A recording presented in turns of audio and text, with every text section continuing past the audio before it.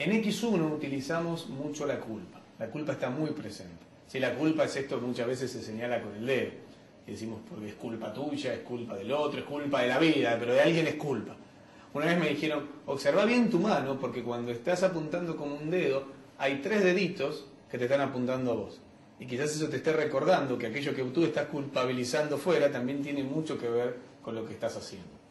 Entonces, la culpa es, de alguna manera, la estrategia de X1, que le podríamos llamar la víctima, ¿no? Porque yo me constituyo en víctima a partir de que creo que todo lo que ocurre tiene que ver con el mundo exterior. Entonces, bueno, yo ahí no tengo nada que hacer, ya sea en la resignación o en la esperanza.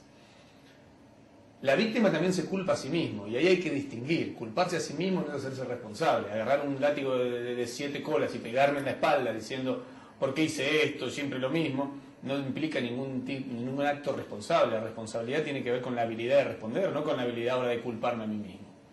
Entonces, X2 es donde realmente asumo un espacio activo, donde asumo un espacio en donde me hago cargo de que lo que está ocurriendo y lo que quiero que ocurra tiene que ver conmigo. Siempre recuerdo a Franklin, donde escribe en su libro El hombre en busca de sentido. Sí, era un libro muy interesante, donde describe ciertas situaciones que vivieron en la Segunda Guerra Mundial, y estaban en los campos de concentración, en Auschwitz. Entonces, una de las cosas que él plantea es que aún en las condiciones más precarias en que puede estar un ser humano, hay una pregunta que puede hacerse. Y esa pregunta, que él llama la libertad última, es: ¿quién soy ante estas condiciones? Aun cuando estás ahí, aun cuando vos no quisiste que nada de lo que esté ocurriendo ocurra, ¿quién sos vos ante eso que está pasando?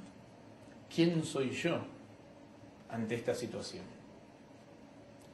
Y eso para mí está muy ligado al liderazgo. Porque hay gente que me dice, ¿por qué yo voy a asumir la responsabilidad de algo que yo no hice? Es que no se trata de quién lo hizo. La responsabilidad no es quién lo hizo. Quién lo hizo sí tiene que ver quizás con la culpa. Cuando estás ante un tribunal y dice, lo declaro culpable, lo declaro inocente. Ah, ok, inocente y culpable sí pertenecen a este mundo de quién lo hizo. Si lo hiciste, sos culpable; si no lo hiciste, sos inocente. Pero la responsabilidad no tiene que ver con quién lo hizo. Tiene que ver con una declaración, tiene que ver con un compromiso profundo de responder con habilidad ante hechos que incluso yo mismo no produje. Porque entonces puedo ver que el planeta se cae a pedazos y yo digo, pero yo no tuve nada que ver con esto. Entonces yo soy inocente, no hago nada. Sí, claro, pero es el planeta en el que vivís. Ahora, yo no tuve nada que ver con que la organización en este momento esté pasando un mal momento. Yo soy inocente. Sí, pero es la organización de la cual vivís. Entonces, asumir la responsabilidad no tiene que ver con que se lo hiciste. Tiene que ver con qué mundo querés. Y es completamente distinto. Es una actitud, es un fuerte compromiso. Hasta podría decir, tiene que ver con la emoción. ¿Qué emociones tengo a la mano cuando estoy en la responsabilidad? ¿Qué emociones tengo a la mano cuando estoy en la víctima? Es decir, ¿qué emociones tengo a la mano en X1? ¿Qué emociones tengo a la mano en X2? Y un líder es aquella persona que se hace responsable por aquello que aún él no lo hizo. Un líder es aquel que está dispuesto a comprometerse con resultados que no hay evidencia de cómo hacerlo. Y eso para mí es la diferencia con la mediocridad. Mediocridad viene de estar en el medio. Para mí el mundo de los exitosos y el mundo de los fracasados es el mismo mundo, porque el exitoso fracasa, el fracasado es exitoso en algún momento. Pero en el medio están los mediocres.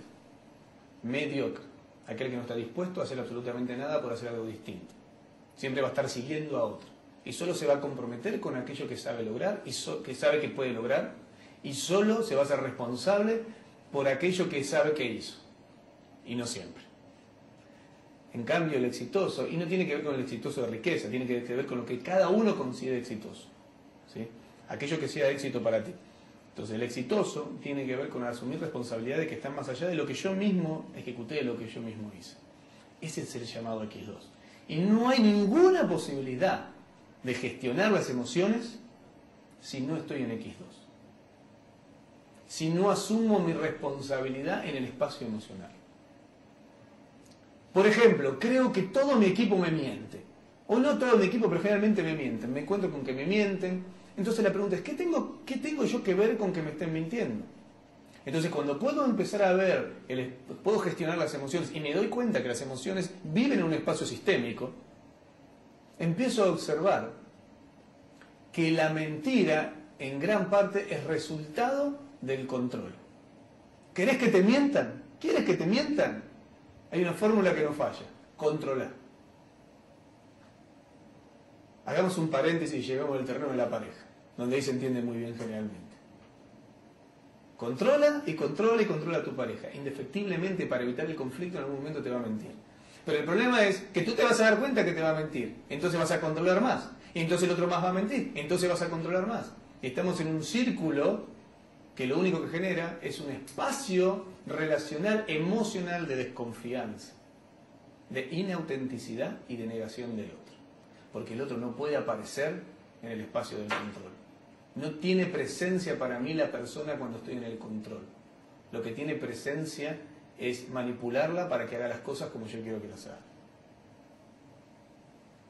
Ahora vamos a poner la fórmula distinta. ¿Querés que te controlen?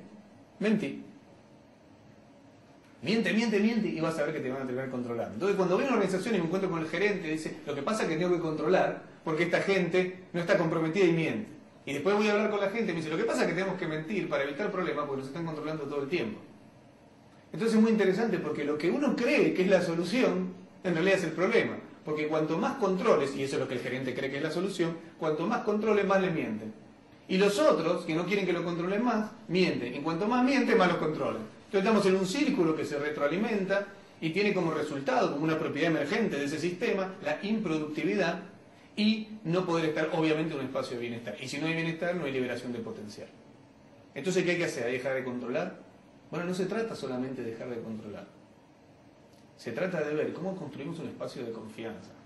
Y el control lo transformamos en un espacio de gestión de la realidad.